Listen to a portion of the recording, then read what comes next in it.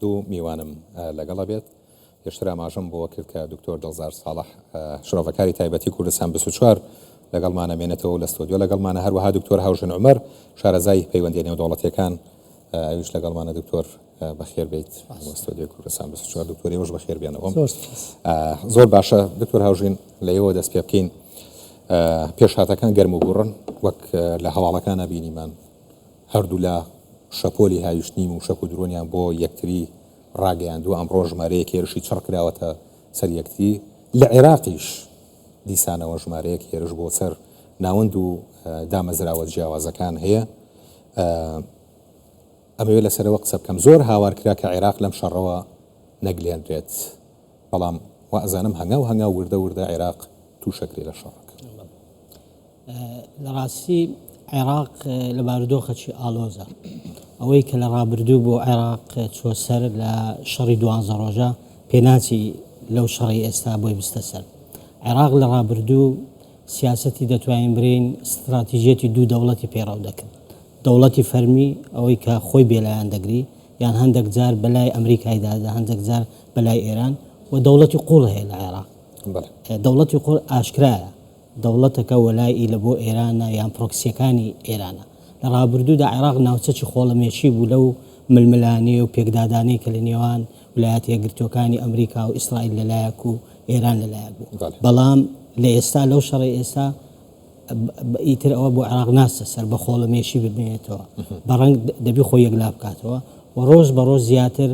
ئەو لایەنەوە لایەنەی کە لە عێراق زیاتر پەرچێژ دەکەن لە بۆ شەڕەکەی عێراق لە ئاستە فەرمیەکەی بە تایبەتی لە ئاسی دەوڵەتی فەرمی زەرەر و زیانی زۆر گەورەی پێکەوتیە بەڕاستی هەم لە ڕووی ئابووری هەم لە ڕووی سیاسی هەم لە ڕووی سومعی دیبلۆماسی ئەوەی کە دەبینین ئەو هێرشانەی کە دەکرێتە سەر قونسوڵخانە و قونسوڵخانەی ئەمریکا و باڵێشخانەی ئەمریکا و پێگە سەربازیەکان لەسەر لە عێراق لە ڕاستیدا عێراق کە دەرێم وەزع بارودۆخێکی ئالۆزی هەیە ئەویش بەهۆی ئەو هێزانەی کە لە دەرەوەی دەوڵەت سەرچیان لەدەستا دەتوانین ئەوەی کە لە زمنی مەنزومەی حەشتی شعبی باز دەکرێتن دەتوانین بیانکەینە سێ گروپی سەرەکیە گروپەکیان کە بە مطلقی وەلایەن لە بۆ ویلایەتی فەقیه هەیە خۆیان یەکلای کردیتەوە بەشەکی تریان ئەوانەی بەشەکن لە حیزب الله و بەشەکن لە بەدر هێزەکانی بەدر ئەوانە خۆیان بە هاوپەیمانی ئێران دادنێن بەشەکی تریان خۆیان بە دۆستی تاران دادنێن بەڕاستی ئەوەی کە زیاتر ئیدارەی شەڕەکەی دەکات ئەوانە کە گروپە وەلاییەکانن و بەشەکیش نیوەشیان لە گروپی دووەم ئەوانەی کە خۆیان بە هاوپەیمانی تەهران دادنێن بۆ نمونە لە ڕابردوودا مهندیس و هەر ئێستا ئەبوو فەدەک کە سەرپەرشتیاری حەزبی شعبیە ئەوانە لە ئەساسدا خۆیان ئینتیمایان لە بۆ کەتایبی حیزب الله عێراقیە ئێستا حیزب الله عێراقی سەری ڕمە لە هێرشەکانی سەر هاوپەیمانان و سەر هەرێمیش بەڕاستی بە تایبەتی لەو ناوچانەی لە ناوچەی مثلەن تووش خوڕمات و لە دەشتی نینەوە ئەوانە کە هێرش دەکرێتە سەر هەرێمی کوردستان و سەربازگەی ڤیکتۆری و هەروە باڵێۆزخانەی ئەمریکا لە بەغدا و بەشەکی تریش ئەوانەی نوجەبا و فاتمیون و ئەوانە هەمویان بەشەکن لەو مەنزومەی عێراق بە تایبەتی حکوومەتی فەرمی عێراق و سوودانی لە بارودۆخەکی زۆر ئالۆزدار بارودۆخەکی زۆر یعنی هەستیاردایە ناتوانانی زیاتر لەوەی کە بەو شێوە خۆڵەمێشەی بینێتەوە وەروە ئەو گوشارە سیاسیانەی کە لەلایەن واشنگتن و هەروەها دەوروبەر لەسەر حکوومەتی عێراقە ئیتر عێراق ناتوانانی بەو بارودۆخە ببینێتەوە ئەو زیانانەی لە ماوەی ڕابردووە ئەم گروپانە لە عێراقیان داوە ئێران نەیداوە هەنی مەبەستم وێ لە بە ئامانجگرتنی بەرژەوەندیەکانی ئەمریکا و دامەزراوەکانی دیکەشا بەڕاستی وەکە بینین فڕۆکەخانەکان ڕاگیراوە نەوت هەناردەکردنی نەوت ڕاگیراوە لە ناوخوا بەرهەمێنانی ڕاگیراوە کۆمەڵی لێکەوتەی دیکەی هەبووە ئەگەر ئەمانە بەم شێوازە بەردەوام بن ئەم بارودۆخە بەرەو کوێ ڕوات وەکو باسم کرد لە ڕووی ئابووری بەرەو خراپتر دەڕوە چونکە هەناردەکردنی نەوتی عێراق بەڕاستی بە شێوەیەکی مطلق نا بەڵکو بە شێوەی 95 وەستاوە هەناردەکردنی ئێستا عێراق بە دوای بۆڕی و منفەزی تردا دەگەڕێت یەک لەو منفەز و ئەو هەناسانەی کە بێوە عێراق هەناسی ئابووری لێبداتن هەرێمی کوردستانە باز لە گفتوگۆکردن لەگەڵ هەرێمی کوردستان دەکرێت ئەو خاڵەکە لە ڕووی سەربازیەوەش بەڕاستی ئەو قدرات و ئەو توانستە سەربازی کە لە عێراق هەیە توانای بەرپرسدانەوە و کۆنتڕۆڵ و ڕامی حشدی شعبی و هێزە يعني ئەوانەی لە دەرەوەی یاسا و لە دەرەوەی دەوڵەت سەرچیان هەیە ناتوانێت ڕامی ئەوانە بکە، ناتوانێت کۆنتترۆلیان بکە. وەکو برێ عێراق لە بەرداشی نێوان دوو هێزدایە بەڕاستی لە ڕووی دیبلۆماسیش بەڕاستی کاریگەری زۆری لەسەر نێردەی دیبلۆماسی و لەسەر سومعی عێراق هەیە لە ئاستی نێودەوڵەتی. خاڵەکی تر ئەوەیە کە هەندێک جار ئەو گروپانە ئەوانەی وەلائینی لە بۆ ئێران لە عێراقەوە هێرش دەکەنە سەرکوێت یان هێرش دەکەنە سەر وڵاتانی دەوروبەر. دیسان ئەوە يعني بارودۆخێکی نەخوازراو لە نێوان عێراق و لە نێوان خەلیج دروست دەکات. ئەمە دەزانین لە ڕابردوودا عێراق لە بەتایبەتی لە سەردەمی حکوومەتی سوودانیدا زۆر هەوڵیدا تەرمیمی ئەو عیلاقاتانە بکە، باش ئەو عیلاقاتانەی خۆی لەگە کەندا و باشکە بەرەو باش و هەنگاوی زۆر باشتنا لە نێوان وەزارەتی دەرەوەی عێراق و سوودانیەوە. بەڵام ئێستا بەرەو چ دەچی بەرەوەی دەچی هەموو ئەو هەنگاوان و هەموو ئەو بنیاتەی کە دیسان پاشە شەبکایان هەرز بێنیتم. خاڵێکی تر ئەوەیە کە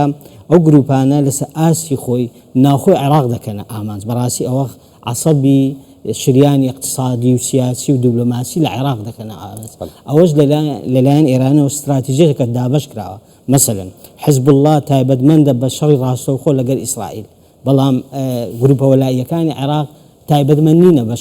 شەڕی ڕاستەوخۆی چێ ئیسرائیل و ئەمریکا، زیاتر تایبەتمەند بە ئامانجگرتنی مەساڵیح و بەرژەوەندیەکانی ئەمریکا لە ناوخۆی عێراق. بەڵام ئەگەر تەمەشا حزب الله لوبنانی بکەین دەبینین نا ئەو يعني لە جەبهەی سەرەکیدا ڕاستەوخۆ هێرش دەکاتە سەر ئیسرائیل. مەسەلەن ئەوڕۆ ئیسرائیل سوپاسالاری ئیسرائیل گوتی توانێت هەیە لە ڕۆژێکدا 100 موشک و چەندین درۆن ئاراستەی چێ بکە ئاراستەی ئیسرائیل بکاتن. کەواتە حزب الله لە چدایە لە ڕوبەڕووبوونەوەکی کراوەی جەبهەییدایە. بەڵام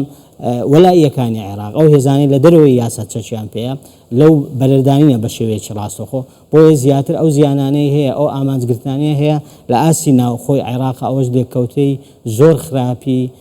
ئاسواری زۆر خراپی سیاسی و ئابووری و دیبلۆماسی لەسەر عێراق هەیە. زۆر باشە. من پەیامێکی سەرۆک بارزانی هەیە. ئەم پەیامەش تقریبان هەر لەسەرم بارودۆخیە هەوڵێم پەیامەکە بخوێنمەوە. پەیامێک لە سەرۆک بارزانیەوە بە ناوی خوای بەخشندە و میهرەبان. لەو کاتەیدا کە شەڕ و ئاڵۆزێکی زۆر لە ناوچەکەماندا هەیە، عێراق لەژێر هەڕەشەی قەیرانی جۆرا و جۆردایە و جیاوازی لە بۆچوونی سیاسی لایەنەکانیش پەرەیسەندووە. داوا لە حکوومەتی عێراقی فیدراڵ و حکوومەتی هەرێمی کوردستانەکەم پێکەوە کۆ ببنەوە بۆ ئەوەی چارەسەری کێشە و گرفتەکان بکەن و بگەنە ڕێکەوتن و ڕێگەش لەو خەڵکە هەلپەرستە بگیرێت کە بەنیازن قەیران و کێشەکان قوڵتر بکەنەوە. بەڵێ ئەمەی کە خوێنمەوە پەیامی سەرۆک بارزانیە کە ئێستا بەدەستمان گەیشتووە بە ناوی خۆی بەخشندە و میهرەبان. لەو کاتەدا کە شەڕ و ئاڵۆزێکی زۆر لە ناوچەکەماندا هەیە، عێراق لەژێر هەڕەشەی قەیرانی جۆرا و جۆردایە و جیاوازی لە بۆچوونی سیاسی لایەنەکانیش پەرەیسەندووە. داوا لە حکوومەتی عێراقی فیدراڵ و حکوومەتی هەرێمی کوردستانەکەم پێکەوە کۆ ببنەوە بۆ ئەوەی چارەسەری کێشە و گرفتەکان بکەن و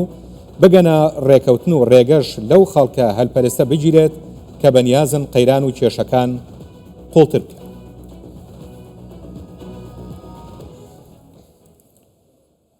باش دکتۆر دڵزار یەمە لای ئێوە ئەگەر لەسەر ئەو پەیامی سەرۆک بارزانی قسەیەکتان. سەرۆک بارزانی گومانی تێدانە وەکو هەمیشە پەیامەکانی ئاشتی خوازانە بە هەمیشە دەرگای کراوەی کردوێتەوە لە بەردەم هەموو لایەنە سیاسیەکان چ لەسەر ئاستی ناوخۆ چ لەسەر ئاستی دەرەوەی کوردستان. یعنی ئەمە هەر ئەو پەیامانە لە جەنابی سەرۆک چاوەڕوان دەکرێت و لە ڕاستیدا پەیامەکەی زۆر ڕوونە، زۆر ڕاشکاوانەیە. پێویستە حکوومەتی عێراق ئێستا پێویستە بە چاوی هەندەوە سەیری ئەم پەیامەی جەنابی سەرۆک بکاتن، لەبەرەوەی حکوومەتی عێراق لە کاتی ئێستادا تاکە دەواازەی کە هەناردەکردنی نەوت یاخود کە لە بەردەمیدا بوو لە کاتی ئێستادا لە لێی گیراوە، واتە ناوچەکەی کە لە باشووری عێراق بوو لێ بۆتە ناوچەی جەنگ. بۆیە چیتر حکوومەتی عێراق پێویستە لەم سیاسەتە واز لە سیاسەتی خۆسەپێنی بێنێتن، واتە سیاسەتی خنکاندنی هەرێم لە ڕێگای خۆسەپاندنەوە. بۆیە پێویستە ئەو بە سیاسەتی ڕابردووی خۆیدا بچێتەوە، چونکە ئێمە ئەوەی کە بەر لە هەڵگیرساندنی ئەم جەنگە ڕوویدا یاخود هەر جۆرێک سیاسەتی بەرامبەر بە هەرێمی کوردستان پەیڕەو دەکرد لە ڕێگای خنکاندنی هەرێم لە ڕێگەی ئابووریەوە و فشار خستنە سەر حکوومەتی هەرێمی کوردستان و ڕێک نەکەوتن و هەمیشە هەوڵدان یاریکردن بە چارەنووسی موچە قوتی خەڵکی هەرێمی کوردستان بۆ ئەوی فشارەکان لەسەر حکوومەتی هەرێم زیاتر بکاتن بۆی بچێتە ژێرباری من پێم وایە بۆ حکوومەتی عێراقی عاقلانەتر دەبێتن ئەگەر هەڵوێستەی لەسەر ئەم سیاسەتی ڕابردووی خۆی بکات و ئێستاش لەگەڵدا بێ و پەیامی جنابی سەرۆک زۆر وازعە زۆر ڕوونە ئەمە کرانەوەیە کە بەڕووی حکوومەتی بەغدا بۆ ئەوی بێتن لەگەڵ حکوومەتی هەرێمی کوردستان ڕێک بکەوێتن چونکە حکوومەتی عێراق بێوێ نێوێ لە کاتی ئێستادا هەرێمی کوردستان جیۆپۆلیتیکی هەرێمی کوردستان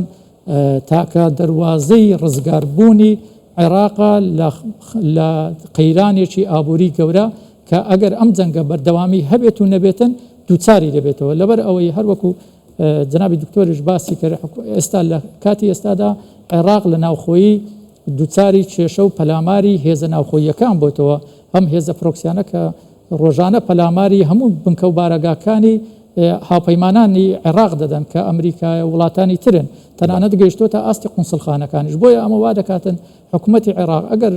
خێرا دەست و برد نەکاتن و بەس هەڵوەستە لەسەر سیاسەتی ڕابردووی خۆی نەکات و پێداچوونەوە لەگەڵ سیاسەتی خۆی بەرامبەر بە هەرێمی کوردستان نەکات و هەرێمی کوردستان وەکو دەواازەی ڕزگاربوونی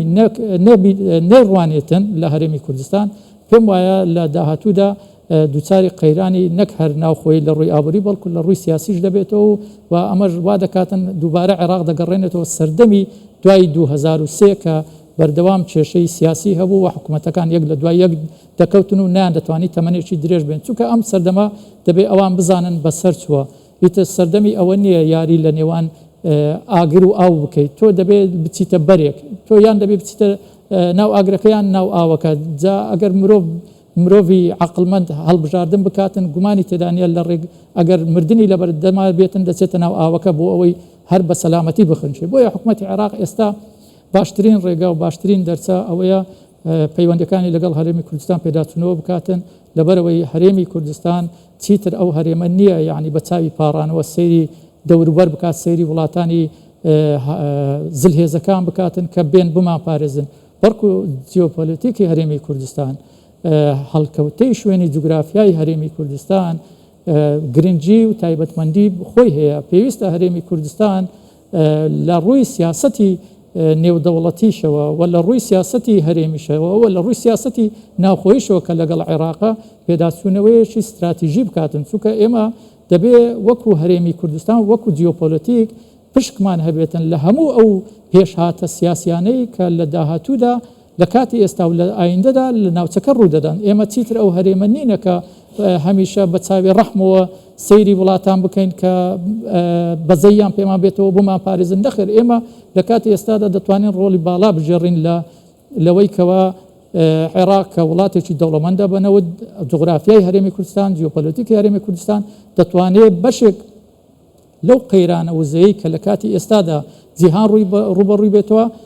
لە ڕێگای هەرێمی کوردستانەوە هەناردەی ئەوروپا بکرێت بە گازیشەوە و لەسەر ئاستی هەرێمیشەوە گومانی تێرانیا دووبارە پێویستە پێداچوونەوە بکرێتن لەبەر ئەوەی وڵاتانی هەرێمی باش دەزانن هەرێمی کوردستان تاکە هەرێمە کە توانیویەتی زۆر سەرکەوتوانە ئاسایشی هەموو ناوچەکە بپارێزێتن بۆیە دەبێت وڵاتانی هەرێمیش پێداچوونەوەیەکی استراتیژی لە پەیوەندەکانی خۆیان و تێڕوانونیان بەرامبەر بە هەرێمی کوردستان لە داهاتوو و لە ئێستا و لە داهاتووشدا بگرنە بەر ئەوەی کە لە ڕابردوودا هەیان بووە دەبێت پێداچوونەوەی بکەن چونکە بەدەست خۆیان نییە لەبەرەوەی هەرێمی کوردستان ئەو هەرێمە نییە هەمیشە ئەوان بەو چاوەی کە تیان ڕوانیە هەمیشە دەبێتە مای سەر ئێشە بەڵکو ئەم هەرێمە تا پێشکەوتوتر بێت تا بەرەو پێشتر بچێت تا سیاسەتی هەرێمی کوردستان بەقوەتتر و بەهێزتر بێتن ئاسایشی هەموو وڵاتانی دەوروبەر هەموو وڵاتانی هەرێمی پارێزراو دەبێتن و لەسەر ئاستی ناوخۆیشەوە ئێمە باسمان لەوە کرد حکوومەتی عێراق پێویستە دکتۆر دواتریەمەوە ئاستی ناوخۆیی بە لە دکتۆر هاوژین لەسەر ئەو پەیامەی سەرۆک بارزانانی یانی تەوقیتی پەیامەکە چەند گرنگ بوو ینی وەک لە پەیامەکەشە هاتووە بۆ ڕێگریکردن لەو هەلپەرستانەی کە یانەوەی کێشەکانی ناوچەکە ماقوڵتر بکەن ئوستاز هەموو کات سەرکردەی ژیر لە کاتی قەیرانەکان بەدیار دەکەوێت بەڕاستی جەنابی سەرۆک بارزانی هەموو کات لە کاتی قەیرانەکان واقع بینی و ژیری سیاسی خۆی چەسپاندیە یعنی تەچید کردیە لە ئەرزی واقع لێرەدا لەو پەیامەی بەڕاستی دەتوانین ئەگە بە شێوەیەکی قوڵ تەماشای بکەین دەتوانین بە پشتبەستن بەو پەیامە چەند ئەرگومنت و چەند ئامانجێکی دیاریکراو دیاری بکەن کە تێدا ئەوەیە کە هەمووی خەسڵەتی چی تێدا هەمووی خەسڵەتی ژیری سیاسی تێدا لێرەدا سەرۆک بارزانی لێرە لەو پەیامەی هانی هەردوو حکومەت دەداتن حکومەتی هەرێم و حکومەتی عێراق وەکو درکردن بەو خنکاردنە ئابووریە کە ئێستا عێراق تووشی دەبێتن بەهۆی ڕاوەستانی هەناردەکردنی نەوت و درکردنی بەوەی کە ئەو خنکاندنە لێکەوتەی زۆر خراپی لەسەر هەرێمی کوردستانیش دەبێت بەڕاستی یەک لەوانە کە ئەو بێلایەنی و خۆ یەکلانەکردنەوە و نەچوونە ناو پاڵپشتی نەکردن لە هیچ لایەنێکی شەڕکەر سیاسەتێکی زۆر واقع بینانیە لەبەرچی لەبەر ئەوەی سەرکردایەتی سیاسی لە هەرێمی کوردستان و لە سەروی هەمویانەوە جەنابی سەرۆک درک بەوە دەکاتن کە حکومەتی هەرێمی کوردستان لە هەرێمی کوردستان کۆمەڵک پابندی ئابووری و سیاسی و دیبلۆماسی هەیە بەرامبەر خەرکی هەرێمی کوردستان ئەو وابەستە سیاسیانە ئەو بابەستە ئابووریانە پەیوەندە بەچی پەیوەندە بە حکومەتی عێراق دواتر خاڵەشی تر زۆر گرینگە ئەوەیە کە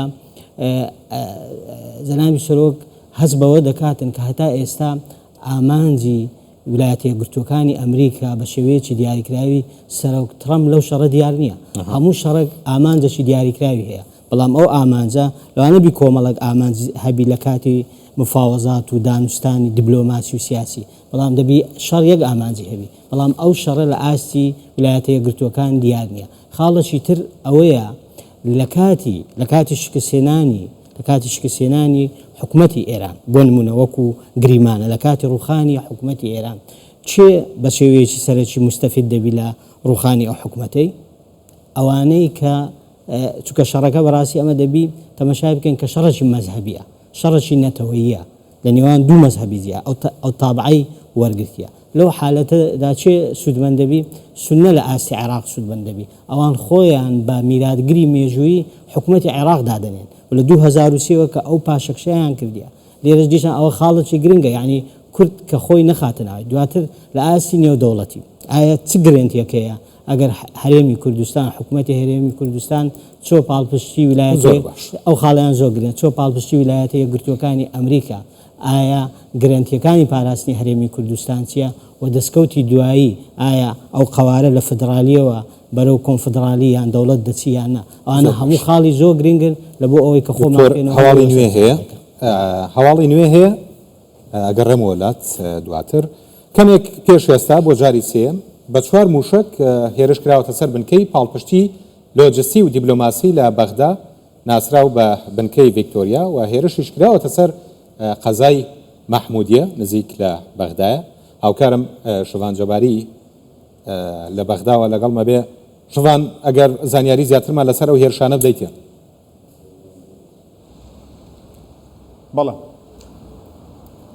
بەڵێ ئەمار دیارە لە کاتژمێر حوتەوە تاوەکو ئێستا ئەمە جاری سێمە کە هێرشەکرێتە سەر بنکەی ڤیکتۆریاوە دیارە ئەم هێرشانە کە کۆی گشتی هێرشەکان کۆکەیتەوە نزیکەی 11 جار هێرشیان کردوتە سەر بنکەکە کە بە کاتیۆشا و ئەوە ئێستا کە هێرش کراوە کاتیۆشایە بەڵام کۆی گشتیە هێرشەکان 11 هێرشن بە کاتیۆشا و درۆن هێرش کراون کەمێک بەر لە ئێستا بە 4 کاتیۆشا دیسان و هێرش کراون دەنگۆیەکەیە کە تاوەکو ئێستا بۆ پێی کە هەواڵەکە نوێیە ینی هەموو دووسێ خولەکە هێرشەکان ئەنجام دراون ینی دەنگەکان زۆر بەهێز بوون بۆ نمونە ئێستا من لە یارموکین ینی دەنگەکە زۆر بەهێزی بیستاتەرە لە ناو نووسینگەمان ینی دەنگێکی ئەوەنە ترسناک بوو پامانزانی نزیکی ئێمە هاون کەوتوتە خوارەوە بۆیە ینی مەترسیەکان تا دێت زیادە بێ و ئەوانشی کە هەر کاتێک بە کاتیۆشا یاخود بە هاون و ینی موشک هێرش بکرێتە سەر بنکەکە ینی دەنگەکەی زۆر سەدای ئەبێ لە ناو بەغدایە چونکە لە نزیکەوە با بڵین هاون و کاتیۆشەکان ئاراسی بنکەکە کرێت و هەندێک باس لەواکەن کە تاوکو ئێستا یەک لای نەکرێت هێزانەکان شتڕاستیان نەکردوێتەوە کە لە گەڕەکی حەیجیادەوە هێرشەکان ئەنجام درابێت کە گەڕەکی حەیجیاد بە دووری 5 بۆ 6 کیلۆمەتر لە بنکەکەەوە دوورە و ئەو هێرشانەشی کە کراون لە قەزای مەحمودی و قەزای مەحمودیش بە هەمان شێوە ینی نزیکی با بڵین بنکەکەیە کە نزیکی فڕۆکەخانەی نێودەوڵەتی بەغدایە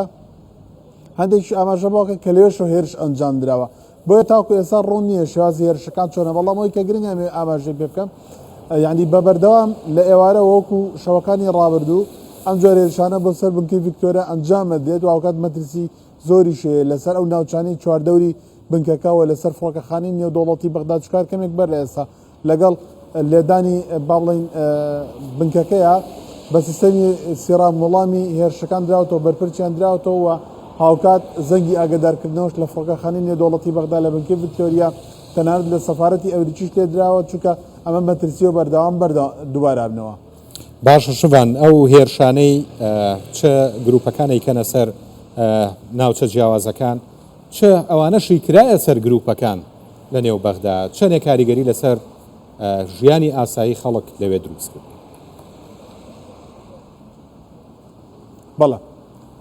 بەڵێ دیارە یعنی ئەمەڕە مێ ئاماژە بۆ بکەم کە بێگومان مەترسێکی زۆریە بۆ پێمە بەرەو جەژ نەچین ینی ژیانی بەغدا ژیانێکی شەوانەیە خەڵک زیاتر شەوانە چێتە دەرەوە بازاڕی ئەکات و خۆیان ئاماداکەن بەڵام دیارە یعنی مەترسیەکان بەو جۆرن کە کەمتر لە یعنی بە تایبەت ڕەنگە تۆ بەغداد بینی وێ شارە زابی ینی ناوچەی کەڕادە و ناوچەی مەنسۆڕ و ناوچەی ئەعظەمی هەموو ئەمانە لە شەوانە زۆر قەرەباڵەکەن بەڵام چەند شەوی لەم چەند شەوی ئەخیری مانگی ڕەمەزانی پیرۆز کە خەڵک بە مەبەستی یاخوا ئامادەکردن بۆ جەژن نەچنە دەرەوە کاریگەری زۆر خراپی دروستکرەوە بازاڕەکان تا ڕادێک ینی چۆڵی پێوە دیارن چونکە ئەو هێرشانە زیان بەر خەڵکی سوی لەگەێنێت بەر هاوڵاتیان ئەگەێنەوە هەواڵی نوێی بەپەلایە کە لە ناوچەی بەڵێن لە جلفسەخر و لە بابل بە هەمان شێوە هێرش ئەنجام درراوە بۆ سەر بنکە و بارگاکانی حەشی شعبی ئەمە هەواڵشی خێرای بەپەلە ئێستا گەشت بەدەستی من دیارە هێرش ئەنجام دراوە لە ناوچەی جرفسەخر چکەمە چەندین جارە لە جرفسەخر لە جرفسەخر و لە بابل بنکە و بارگاکانی حەشی شعبی و لە بەڵێ بێگومان ئەم دوو هێرشە ئەنجام دراون و بەردەوام ئەم جۆرە هێرشانە ئەنجام ئەدرێن چونکە وەکو ئاماژەم پێکرد ینی کاریگەری زۆر خراپی بەجێشتۆ لە دوای خۆی لە ناو خەڵکەوە تەنانەت ینی هێرشەکان ئەوە نەچڕن لە 24 کاتژمێری ڕابردووە تاکو کاتژمێر هەشتی ئێوارەی ئەمڕۆ بەرەی مەقامە ڕاگەیان 24 هێرشیان ئەنجام داوە ئێستاش لە کاتژمێرشتەوە بۆ ئێستا ینی حوت هێرشیکیان ئەنجام داوە کاماکاتە 32 هێرش لە ماوەی 24 کاتژمێرە بێگومان ینی کاریگەری زۆر خراپی بێ و ترس و لەڕاکێ لە نێو خەڵکیە دروستەکە و تەنانەت لە تۆڕە کۆمەڵاتیەکان و سۆشیال میدیاشەوە بە بەردەوام ینی خەڵکەوە بڵاو کاتەوە کە مەترسی دروست بوو بە دیاریکراویش لە سنووری شارەکانی خواروی عێراق ینی لە بابل لە ناسڕیە لە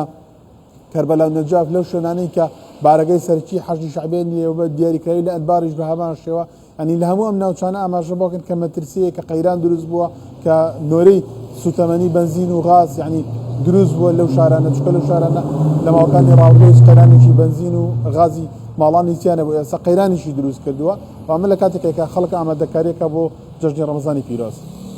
باش هاوکارمان شوان جەباری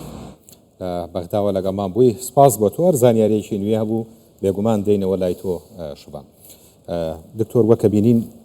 هێرشەکانی گروپە چەکدارەکان زیاتر بەرفراوانتر بێت پێت وایە ئەوان تەواو ئیتر بڕیاریان ناوە بە تەواوی بێنە ناو جەنگەکە و بەشداری بکەن لە جەنگەکەیە. بەڵێ گومانی تێدا نییە خۆ ئەو گروپە چەکدارانە مانەوە و ئایندەی داهاتووی سیاسی و سەربازی خۆیان بە ئێران دەبەستنەوە بوونی ئێران واتە بەردەوامی ئەوان ئێران نامێنێتن ئەوانە ڕاستەوخۆ نامێنن لەسەر ساحی سیاسی و سەربازی عێراقدا بۆیە ئەوان هەموو هەوڵێک دەدەن ئەو جەنگەی ئەوان بەرپایان کردووە ئەو پەلامارانەی ئەوان بەرپایان کردووە بە ناڕاستەوخۆ ئێرانە ئەمە فەرما یعنی ئەوە هیچ پەیوەند ئەوە ژیانی ئەوانە بەستراوەتەوە بە ئێران بۆیە ڕاستەوخۆ ئەوانە جەنگیان هەڵگیرساندووە لە ناوخۆی عێراق خۆی چێشەکەی وانە لەوەدایە وەکو کەسێک تەورێک بچێت بۆ داربڕین دارەکەی پێ نەبڕێتەوە بەڵام تەورەکە لە خۆی بداتن خۆی پێ بکوژێ ئەوەی کە گروپە چەکدارەکان دەیکەن ڕێک ئەوەیە چونکە دارەکە هێندە گەورەیە ئەمریکا ئەوان ناتوانن هیچ زیانێک بە ئەمریکا بگەێنن بەڵکو ئەو زیانانەی کە دەیگەێنن بە خودی وڵاتەکەیە کە عێراقە بە هەرێمی کوردستانیشەوە ئەوان لێدانە لە هەموو پێیان وایە ئەو جەنگەی کە دایانەوەی هەڵگیرسێنن ئەوان لە هەوڵی ئەوەدانە جەنگێکی قوڵی تایفی نەتەوەیی لە کۆی عێراق هەڵبژیرسێنن بۆ ئەوەی عێراق پەلچێشی شەڕێک بکەن بۆ یاخود بخەنە ناو زەلکاوی شەڕێکەوە ئیتر هەموو ئەو وڵاتانێکەوە لە دوای 2023 پەیوەندی خۆیان لە سەر ئاستی نێودەوڵەتیەوە لەگەڵ عێراق دروست کرد بە تایبەتی ئەمریکا وڵاتانی ئەوروپا لەگەڵ عێراق دووبارە دووچاری دابڕان ببنەوە و دووبارە عێراق بخرێتەوە ناو ئەو سیاستەی کە لەبەر لە 2023 کە لەسەر ئاستی نێودەوڵەتیدا جۆرێک لە پراوێز خرابوو بە هەمان شێوە پراوێز بخرێتەوە و هەڵوێستی توندیشی بەرامبەر وەربگیرێتن لە کاتی ئێستادا ئەمریکا بە ناڕاستەوخۆ جەبهەیەکی تر یاخود بەرەیەکی تری جەنگ لە ناو عێراقیش بۆ کراوەتەوە هەروەکو چۆن هەر ئامانجەکە ئەمە نییە ڕێک ئەمەیە ڕێک سەرقالکردنی ئەمریکایە بە جەبهەی تری جەنجی لە کاتی ئێستادا ئێران تەنها دوو بەرەی جەنجی بەدەستەوە ماوە لە کۆی 4 بەرەی جەنگ چونکە بەرەکانی جەنگ لە بەرەکانی جەنگ یاخود دەستەکانی ئێران یاخود پرۆکسیەکانی ئێران لە چەند بەرەیەک شەڕیان دەکرد یەک لەوانە یەمەن بوو و فەڵەستین بوو حەماسی فەڵەستینی و لوبنانە و عێراقش ئێستا لە کاتی ئێستادا ئەوەی کە ئێران لە بەردەستی ماوە و شەڕی مان و نەمانی بۆ دەکەن تەنها عێراق و حزبڵای لوبنانیە هەروەکو لە ڕێز جەنابی دکتۆریش باسی کرد حزبڵای لوبنانی ڕاستەوخۆ پەلاماری ئیسرائیل دەدا ئەوەش ئامانجی ئەوەیە ئیسرائیل تیشکی لەسەر ئێران پەرت بێتن ئاراستەی جەنگەکەی بەرەو لوبنان بچێشێ و لە هەمان کاتیشدا ئەو گروپانەی کە لە ناو عێراقن پەلاماری بەرژەوەندیەکانی ئەمریکا دەدەن لە ناو عێراق بۆ ئەوەی ئەمریکاش بە هەمان شێوە تیشکی لەسەر ئێران لاواز بێتن زیاتر تیشک بخاتە سەر ناوخۆی عێراق و شەڕەکەی لەسەر ئێران سوک بکە ئەمە بۆ سوککردنی باری جەنجی ئێرانە و پێدانی پشوویەکە بە ئێران بۆ ئەوەی بتوانێت لە هەر کرانەوەی دەواازەیەکی جەنگ ئەو پشووی زیاتر وەردەگرێتن چونکە لە کاتی ئێستادا جەنگەکە جەنجی موشەکە جەنجی کوشندەی درۆن و فڕۆکەی جەنجیە و ئەمە وای کردووە ئێران و یاخود ئەمریکا و ئیسرائیل سەرقال بکات بە دوو بەرەی تری جەنجی و لە ڕۆژانی ڕابردوو بینیمانە ئەمریکا ڕۆژانە لە گروپەکان دەداتن لە ناوخۆی عێراق ئەمە ئەمریکا بۆیە فشار لە حکوومەتی عێراقی دەکا پێویستە هەڵوێست وەربگرێتن بەرامبەر ئەم گروپانە من لە کاتی ئێستادا وای دەبینم حکوومەتی عێراق هیچ ناتوانێت هیچ کارێک بکاتن و تواناشی نییە دەستەوەستانە بەرامبەر بەو گروپانە زۆر باش دکتۆر بەیاننامەکەی وەزارەتی سامانە سروشتەکانی هەرێمی کوردستانمان بینی حکوومەتی عێراق داوا لە هەرێمی کوردستانە کات دەست بە هەناردەی نەوت بکاتەوە هەرێمی کوردستان کەوتووەتە بەر هەندێک لە کێڵگەنەوتیەکانی کراونەتە ئامانجی موشەشی یان درۆنی ئەم گروپە چەکدارانە بۆچی حکوومەتی عێراق لە جیاتیەوەی کۆنتترۆڵی گروپە چەکدارەکان بکات زەخت لە هەرێمی کوردستانەکە بۆ دەستپێکردنەوەی نەوت لە کاتێکە ئەزانین ئەم کێڵگەنەوتیانە لای کۆمەڵی کۆمپانیای بیانین کە ئەوانیش مافی خۆیانە ترسیان لە ژیانی خۆیان هەبێت کە کێڵگەکانیان بەجێهێشت لە ڕاستیدا بەشێکی زۆری لە بۆ پەردەپۆشکردنی ئەو بێتوانایی و بێدەسەڵاتی حکوومەتی عێراقیە بەرامبەر ئەو گروپە چاکدارانە کە ناتوانێت هیچی بکە ئەمە باسمان کرد دکتۆریش باسی کرد کە ئەوانە بەڕاستی حکوومەتی عێراق دەستەوەستانە ئەو توانە سەربازی و مرۆیی و ئیستیخباراتی نایەوێت ناتوانی و هەروەها بەشەکی ئەو ئاراستەگرتنە ئەو گوشار و پاڵەپۆسۆخستنە سەر هەرێمی کوردستان لە ڕووی هەناردەکردنەوە ئەوەیە پەردەبۆشکردنی ئەو هێرشانەیە کە دەکرێتە سەر هەرێمی کوردستان و هەروەها داپۆشینی ئەو بێدەسەڵاتی خۆیە بەرامبەر ئەو گروپانە دەنا حکوومەتی عێراق باش دەزانیتن کە سەرچاوەی ڕاگررتنینەوە لە هەرێمی کوردستان خودی ئەو کردارەکانی ئەو گروپە چەکدارانەیە کەوایان کردووە نەوتی هەرێمی کوردستان ڕابژی خۆ پێش ئەو شەڕش پێش ئەوەی شەڕی ئەو جارش لە پێشتریشدا ئەوان هەرێمی کوردستان بە مناسبە و بێ مناسبە بە ئامانج گرتیە و هەوڵیاندایە هەموو کات نەوتی هەرێمی کوردستان و وزەی هەرێمی کوردستان لە حالەتی پەکخستن بی سەردەمەک لە ڕێی یاسا و لە ڕێگەی محکەمەی فدرالیەوە ئەو کاریان کرد دواتر کە نەوت لە ڕێگەی گروپە چەکدارەکانەوە ئەو کاریان کرد و دواتر بە بیانووی شەڕ دواتر بە بیانووی ئەوەی کە ئەوان سەرچاوی هەرێمی کوردستان سەرچاوە نەوتیەکان و گاز بە ئاماز ناکرن بەڵکو کۆمپانیایەکان بە ئاماز دەگرن کە هێرش دەکەنە سەر ئێران و هێرش دەکەنە سەر بەرەی مقاومەت ئەگەر بارودۆخەکە بەڕاستی مەسلەی نەوتی هەرێمی کوردستان لە ئاستەی فراوانتر یەقلیمی و نێودەوڵەتیش تەماشا بکەین چونکە لە ڕاستیدا ئەوە تەنها یەک ڕەهەندی نییە یەک بوعدی نییە بەڵکو ئەوەی هەیە ئەو هێزە وەلاییانە هێزە چەکدارانە چۆن ئامانجیانە نەوتی هەرێمی کوردستان پەک بخەن ڕابگرن ئەمە هەموو کات ڕۆژانە یان ڕۆژێک ناڕۆژێک دەبینین عێراقچی وەزیری دەرەوەی ئێران باز لەوەی دەکا کە نرخی یەک بەرمینەوە دەگاتە $200 ئەو لێدوانانە بۆ چییە؟ بۆ گوشارکردنە سەر کۆمەلگەی نێودەوڵەتی هەتا پاڵەپەستۆ لەسەر ئیسرائیل و لەسەر ئەمریکان ئەوان نایانوێ مەسەرەن 3 ڕۆژ پێشستا دیتمان لە ئاوەکانی کەندا و ئەو کەشتی عێراقی کە نەوت یاڵبوون بە ئامانجیان کرد ئەوان ئامانجیانە نەوت پەک بخەن بنێرنە دەرێت بۆ ئەوەی پاڵەپۆستۆی نێودەوڵەتی لەسەر چی لەسەر ئەمریکا و لەسەر ئیسرائیل زۆربی لەس بە تایبەتی لەسەر ناوخۆی ئەمریکا کە نرخی نەوت بەرز بوو دەبی ئەومان لەبیر نەبی ئێستا شعبیەتی ترامپی بەهۆی ئەو شەڕەوە لە پاشەکشێدایە لە حالەتی ئەوەی کە نرخی نەوەی بگاتە $150 یان بەرەوسەتر بچی بنزین و گاز لە ئەمریکا و لە ئەوروپای نرخی زیاتر بەرز دەبی گوشاری ئەو گوشار ئابوووریان گوشاری سیاسی و بڕیاری سیاسی و سەربازی بە دوای خۆی دادێنی ئەوانە ئەو استراتیجیەتی ئەوانە ئەوەی لە بەرچاو ناگرن کە مەوارید و خەزێنەی دەوڵەتی عێراق تووشی زەرەر دەبی بەڵکو ئامانجەکەیان ئەوەیە کە ئێران سوودمەند بی لە ڕاگررتنی نەوتی هەرێمی کوردستان و نەوتی عێراق لە ڕێگەی چی لە ڕێگەی دروستکردنی ئەو پاڵەپۆستۆیە لە ئاستی نێودەوڵەتی ئێستا بینیمان بۆچی ئێران بە دەبینین مەسەرەن لە 56 هێرشەکانی ئێران بۆ سەر کوێت و بەحرێنە زیاتر دوایە بە دەرەجەکانی سعودی و ئەنجا قەتەر دێتن لە بۆ مەسەرەن لە ماوەی ئەو دوو هەفتەی شەڕا زۆرترین زەرەری ئابووری دارایی لە ڕێگەی نەوتەوە بە وڵاتانی خەریج کەوتیە ئەوڕۆ زەرەرەکان زەرمەندیەکە بە $15 میلیارد مەزندە دەکرێت لە ڕێگەی ڕاگرتن و نەڕۆیشتنی نەوتی عێراق و وڵاتانی خەریج ئێستا دەبینین لە ئاسی نێودەوڵەتی تەمەشای بکەین ئەو پاڵەپۆستەوەی ئەو ڕاگررتنی نەوتە بە تایبەتی کرانەوە و داخستن و کرانەوە و هەڕەشەکردن لە گەروی هورمزی دروست کردیە و ئەوە بارودۆخەکی نێودەوڵەتی لە ئاسی ئەوروپای وای دروست کردیە ئەو سزا ئابوووریانەی کە پێشتر ئەمریکا لەسەر ڕوسیای دانابوو لە ڕووی نەفتەوە هەندێکی خاو بکاتەوە یان تەخفیفی بکات لە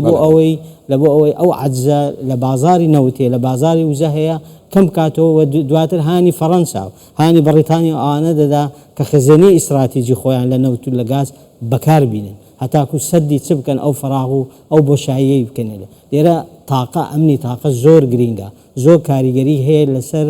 ئاراستەی ئەو شەڕێکە لە نێوان ئەمریکا و ئیسرائیل لەلایەک و ئێران لەلایەکتر هەیە زۆر باش دکتۆر بۆچوونێکی خسە ڕوو کە ئێران نایەوێت چۆن قەترەیە نەوت لە گەروی هورمزەوە بڕوا لە هیچ شوێنێکی کەشەوە بڕاست وەک باسی کرد کە دامەزراوە نەوتیەکانیشی تەنانەت لە وڵاتە جیاوازەکانە کردوەتە ئامانج حکوومەتی عێراقی بە جددی نازانێ ئەو گروپانە لەکوێ ئەم موشەکانە ئاڕاستەکەن و ئاگادار نییە لەوەی کە ئەوان کێڵگە نەوتیەکانی هەرێمی کوردستانەکەنە ئامانج وە ئەم زەختە لە هەرێمی کوردستانەکەم داوایەکە گومانی تێدانی حکوومەتی عێراق دەزانێتن زۆر باش دەزانێت شوێنیان لە شوێیە و لە شوێ جم و جۆڵ دەکەن و بارەگەیانە خۆوانە شاردراوە نینە خۆ گروپی ژێرزەمینی نینە ئەوانە گروپی فەرمینە لە ناو عێراقدا واتە بە فەرمی شوێنیان بۆ کراوەوە لە پەرلەمانی عێراقی بەپێی یاسا ئەوانە خراونەتە چوارچێوەی هێزە چەکدارەکانی حکوومەتی عێراق ئەگەرچی لە دەروەی هێزە چەکدارەکان فەرمان وەردەگرن هەرگیز فەرمانی وەزارەتی بەرگری عێراق وەرناگرن و گوێڕایەلیش نابن بەڵام ئەوانە خۆ بە دەستور بەپێی یاسا شوێنیان بۆ کراوەتەوە بۆ ئەوەی لە هێرش و پەلامارەکانی ئەمریکا یاخود لە تووڕەی ئەمریکا پارێزراو بن بەڵێ دەزانێت شوێنیان لە شوێیە و بارگەکانیان زۆر دیارە و ئەرک و واجباتیشیان پێدراوە ئەگەر ئەوانەی سەردانی ناوچەکانی باشووریان کردبێ زۆر باشی دەزانێتن ئەوە بنکە و بارگاکانی کام گروپ و لایەنە چەکدارەکانە لە هەر شوێنێک بارگایەکی هێزەکانی حکوومەتی عێراقی لێبێتن لە سەرباز بارگایەکی لە تەنیشتی یا لەولاتر ئەوانەی کە تایبەتە بە گروپە چەکدارەکان دەبینێتن و فەرمیشن ئەوانە بۆیە حکوومەتی عێراق ئاگدارە بەڵام ئێمە باسمان کرد ئەم حکوومەتی عێراق لە ناو حکوومەتی عێراقیش ئاراستەیەک هەیە لەگەڵ ئەو باڵە توندڕەوەیە یعنی بۆ ئەوەی هەرێمی کوردستان بەرەو پێش نەچێتن یعنی حکوومەتی عێراق بە ئەستەمی دەبینێتن وا دەیبینێتن هەرێمێک تا دوێنێ خۆی فشاری لێ دەکرد بۆ ئەوەی بیپوکێنێتەوە لە ڕووی ئابووریەوە ئێستا بۆی وەکو شکستێکی سیاسی دەیبینێ ئەگەر بێتن لەگەڵ هەرێمێکی ناو خۆی وڵاتەکەی ڕێککەوێت و وەکو دەواازە و وەکو فریادە ڕستی قەیرانی ئابووری بیبێنێتن بەڵێ گومانی تێدانە هەموو ئەو باڵانەی ناو حکوومەتی عێراقی و ناو پەرلەمانی عێراقی دڵخۆشن بە پەلامارەکانی ئەو گروپە چەکدارانە بۆ سەر هەرێمی کوردستان و بەناڕاستەوە خۆش پشتیوانیان دەکەن و ئێمە هەمیشەش بینیمانەکە لێدوانە توندەکانی بەشێک لە پەرلەمانتاران کە هەمیشە چەند دژایەتی هەرێمی کوردستانیان کردووە بەرامبەر بە پێشکەوتنەکانی بەرامبەر بە ئابووری و بەرامبەر بە سەربەخۆی ئابووری هەرێمی کوردستان بۆیە حکوومەتی عێراق لە ئێستادا ناتوانێت هەڵوێست بەرامبەریان وەربگرێ لەبەر ئەوەی خۆی لە وەتوانای ئەوەی نییە کە ئەم هێزانە لە ناوبات هێزەکان یەکجار بەرفراوانن ژمارەیان یەکجار زۆرە بە هەمان پێداویستی جەنجی کە سوپای عێراقی هەیەی پرچەک کراون بۆیە حکوومەت هەرگیز هەنگاوێکی لەم شێوێنانێ و دووچاری نەک هەر شەڕی ناوخۆی دەبێتەوە دووچاری تووڕەبوونی ئێرانیش دەبێتەوە لەبەرەوەی حکوومەتی عێراقی ئێمە دەزانین بیانەوێ نانەوێ هاوسۆزیان بۆ ئێران هەیە ئەگەر دەریشی نەبڕن هەمیشە هەیان بۆ وە بە درێژایی ماوە ساڵانی ڕابردوش نیان شاردوێتەوە کە چەند لە ژێر کاریگەری سیاسەتی ئێران دابوونە هەر ئەمەش وای کردووە بەردەوام وڵاتی ئەمریکا فشار لەسەر حکوومەتە بکاتن بەردەوام هەوڵ کارەکە ئێستا لە بەس لە فشارە ماوە یان نا ئێستا ئەمریکا بەکردنی هاتووەتە ناو بابەتەکە و بردومانیان نەکات و ڕەنگە ئابم شێوازە بم هێرشانەشی کە ئاوا گەرم و گوڕی و چڕی تێکەوتووە لەلایەن گروپە چەکدارەکانەوە ئەمریکا زیاتر ناوچەکانی ئەوام کاتە ئامانج ڕەنگە ئەمریکا یەکێک لەو لە ئەمریکا لە مێژووی سیاسی خۆیدا ڕەنگە یەکێک لەو سیاستانەی کە تاکوی ئێستاش زۆر لی پەشیمانە کە بەرامبەر بە عێراق گرتوێتە بەر ئەوەیە کە لە دوای 2023 ڕوخانی ڕژێمی بەحث بوو کە هەمیشە ترامپ خۆی دووبارەی دەکاتەوە لەبەرەوەی ئەو عێراق نەتوانی دروست کاتن کە خۆی چاوەڕێی دەکرد بەڵکو ئەم عێراقێکی دروست کرد کە هەمیشە یاخود عێراقێک دروست بوو لە دوای 2023 هەمیشە پێچەوانەی سیاسەتی ئەمریکایە ئەوەی پێش و حکوومەتێکی تونند و تیژ دڕەندا بەرامبەر بە گەلانی عێراقی بە تایبەتی بە کورد بەڵام ئەوەی دوای 2023 حکوومەتێکە بە هەموو ئاراستەیەک تونند و تیژە یعنی نەک حکوومەتەکە بەڵکو پێکەنەرانی حکوومەتەکە یاخود ئەو گروپانەی کە دواتر لە ئەنجامی ڕوخانی ڕژێمی بەحث هاتنە ناو کای سیاسی حکوومەتی عێراق کە بوونە چەکدار و خۆیان کۆکردەوە ئەو دەرفەت و ژینگەی کە لە دوای 2023 هاتەکایەوە بۆیە ئەمریکا لە ئێستادا زۆر سەرقاڵە بە ناوخۆی عێراقی گومانی تێدانێت لە دوای ئەم جەنگە کۆتایی بێتن سیاسەتێکی تایبەت بەرامبەر بە عێراق دەگرێتە بەر و توندیش دەبێت لە ئێستاشدا ڕۆحی ئابووری عێراقی لە ژێر دەستی ئەمریکادایە چونکە ئەو پارەی نەوتەی کە عێراق فرۆشتیەتی واخود دەیفرۆشێ هەمووی لە ژێر دەستی ئەمریکادایە و ئەمە ڕەنگە سزای ئابووری بخاتەوە سەر عێراق و ئەمە لەسەری نەچێت چونکە پێویستە حکوومەتی عێراق خۆی یەکلایی بکاتەوە ناتوانێت لە دوو بەرەدا بخواتن بۆیە پێویستە خۆی بەتاوی ئەوەی کە ناتوانێت حکوومەتی عێراق بیکاتن خۆی یەکلاییکردنەوەیە تاکو ئێستا حکوومەتی عێراق بە لێدوانەکانی لەگەڵ خۆی وانیشان دەدا کە هاوسۆزە لەگەڵ ئەمریکا بەڵام ئەوەی کە ئەمریکا دەیبینێت دژی ئەمریکایە بۆیە ئەمریکا هەر ئەمەش وای کردووە ئەمریکا دەستوەستان نەوەستێ بێتن لە ناوخۆی عێراق لە گروپە میلیشیاکان بداتن ئەگەرنا ئەوەی دەیبینین لە وڵاتانی کەنداویش خۆ ئەمریکا ئێران هاوپەیمانانی وڵاتە کە هاوپەیمانی ئەمریکانە گرتوۆتە ئامانج و بنکە ئابوووریەکانیان پێگە ئابوووریەکانیان دەپێچێ بۆ لێدانە لە ئابووری جیهان بەڵام ئەمریکا فشاری لیان کردو کەوا پێویستە خۆتان ئابووری خۆتان توانایی ناوخۆی خۆتان بپارێزن ئێستا دەبینین بەشێک لە وڵاتانی کەندا و کوێتە یاخود ئیماراتە یاخود بەحرێن ئەوانە هەوڵیان داوە لە دوای پێداچونەوەیان کردووە بە سیاسەتی خۆیان ئێستا خۆیان لە بەرامبەر هێرشە موشکلەکانی ئەمریکا بە پێی توانای خۆیان بەرگری لە هێزی ناوخۆیان دەکەن ئەمە توانێتی تا ڕادەیەک باری ئەمریکا ئاسان بکات ئەو قورسایی سەرشانی کەم کاتەوە بەڵام ئەوەی کە لە عێراقە دەیبینێتن بەڵکو باری سەرشانی ئەمریکای زۆر قورستر کردووە ئەوەیە کە ناتوانێت ئاسایشی ناوخۆی وڵاتەکەی بپارێزتن باش بەڕێز دکتۆر هاوژین عومەر شارەزای پەیوەندی نێو دەوڵەتیەکان سپاس بۆ تۆ کە لە ستۆدیۆ لەگەڵمان بووی وەها دکتۆر دڵزار ساڵح شۆڤەکاری تایبەتی کوردستان 24 سپاس بۆ تۆش کە لەم ماوەیەدا لەم گەشتەی هەواڵەکان لەگەڵ ئێمە بوون سپاس بۆ سپاس